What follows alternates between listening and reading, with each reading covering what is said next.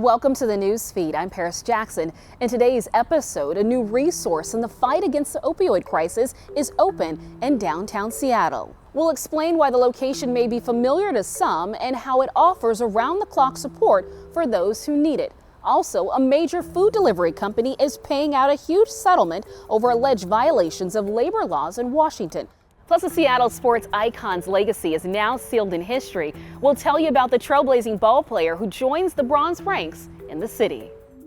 There's a new opioid recovery center in Seattle operating out of a location that's been around for decades, serving unhoused residents. In mid-August, a new opioid recovery and care access, or ORCA center, opened through the nonprofit Downtown Emergency Service Center on the second floor of the Morrison Hotel in downtown Seattle. Starting in 1979, the DESC served as a homeless shelter for up to 200 people. But the organization says the pandemic led to its closure as providers realized they could not safely keep people in crowded indoor spaces. Reopening the space as the ORCA Center marks a change in the evolution of homelessness services and the challenges people face. The center will provide space for overdose recovery, walk-in opioid treatment, counseling, and long-term care. It will also provide 24/7 post-overdose stabilization services for up to 8 people at a time.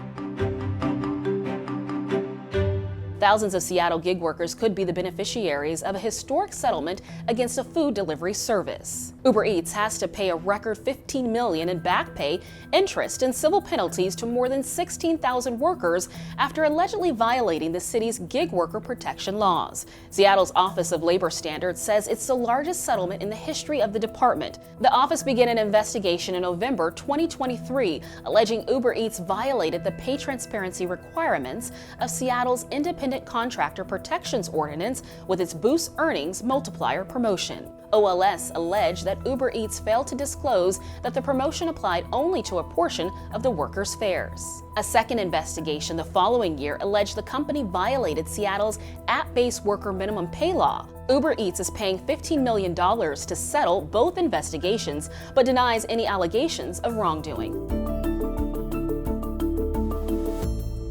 A WNBA legend's contribution and trailblazing impact is forever cemented in the Emerald City. Seattle Storm basketball legend Sue Bird is now immortalized with a bronze sculpture outside Climate Pledge Arena. The sculpture was unveiled on August 17th, Bird with a basketball in one hand, ready to take flight for a layup with her ponytail outstretched in the air. 2, 1. The statue captures Bird donning custom Nikes with Birdie written along the high top. The retired great is the first WNBA player to get her own statue. During the unveiling, Bird thanked Seattle for 21 years and all the lessons learned along the way. The sculptors who created the piece, Julie and Omri Amrani, are based in Illinois. They're also behind the iconic sports sculptures of Seattle Mariners Hall of Famers Edgar Martinez and Ken Griffey Jr. outside T-Mobile Park, and Sonics great Lenny Wilkens near Climate Pledge. Also from the Cascade PBS newsroom, Washington's Department of Natural Resources is setting aside more than 77,000 acres of forest lands in western Washington for conservation. Commissioner of Public Lands Dave Upthegrove says it's the largest effort in a generation. Upthegrove signed an order in late August to protect the structurally complex forests that are naturally diverse, yet not considered old growth. I'm Paris Jackson. Thank you for watching the Newsfeed, your destination for nonprofit Northwest news. Go to cascadepbs.org for more great local coverage.